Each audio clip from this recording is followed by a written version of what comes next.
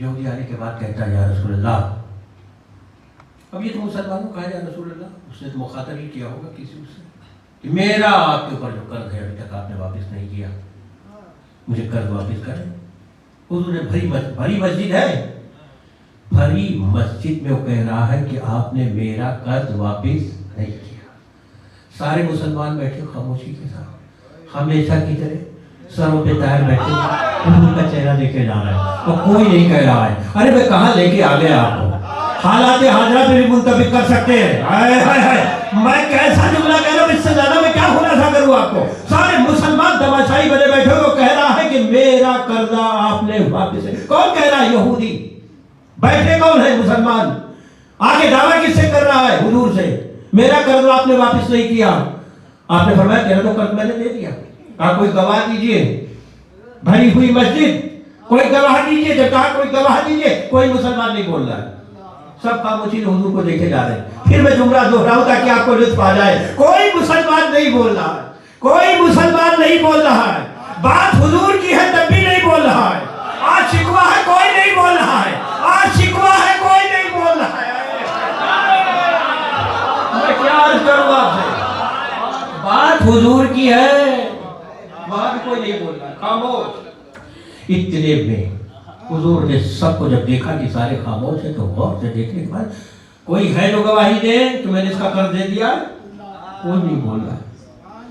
اتنے میں ایسا بھی نہیں تھا، ایسا بھی نہیں تھا کہ کوئی سچا صحابی موجود نہیں تھا۔ ہم کہتے ہیں، یہی تو کہتے ہیں کہ ہم تو صحابی مانتے ہیں اسے جو سچا ہے۔ ایک صحابی اٹھا، نام تاریخ میں لکھا خدیمہ بن ثابت۔ کیا نام تھا؟ خدیمہ بن ثابت۔ اٹھنے کے بعد کہتے ہیں یا رسول اللہ میں گواہی دیتا ہوں کہ آپ نے اس کا قرض واپس کر دیا۔ یا رسول اللہ میں گواہی دیتا ہوں کہ آپ نے اس کا قرض واپس کر دیا۔ خدیمہ تم تو تھے نہیں جس وقت میں نے دیا، تم نے تو دیکھا نہیں جب میں نے دیا، تم کیسے گواہی دے رہے ہو اس بات کی کہ میں نے اس کا قرض واپس کر دیا؟ تم تو نہیں تھے خدیمہ۔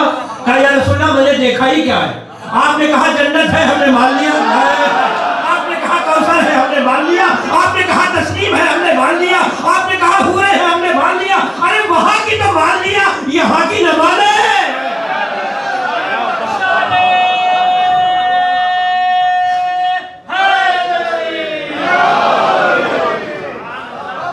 اب اس کا انعام کیا ملا خدیمہ کو؟ خدیمہ کو اس کا انعام یہ ملا، حضور نے فرمایا آج کے بعد جس معاملے میں خدیمہ گواہی دیں دوسری گواہی مانگنے کا اختیار کسی کو نہیں۔ خدیمہ کو انعام یہ ملا، فرمایا کہ آج کے بعد خدیمہ جس معاملے میں گواہی دیں گے کوئی کسی کو اختیار نہیں دوسرے گواہ مانگنے۔ خدیمہ کی بات سچ ہے کیونکہ انہوں نے میری گواہی دی۔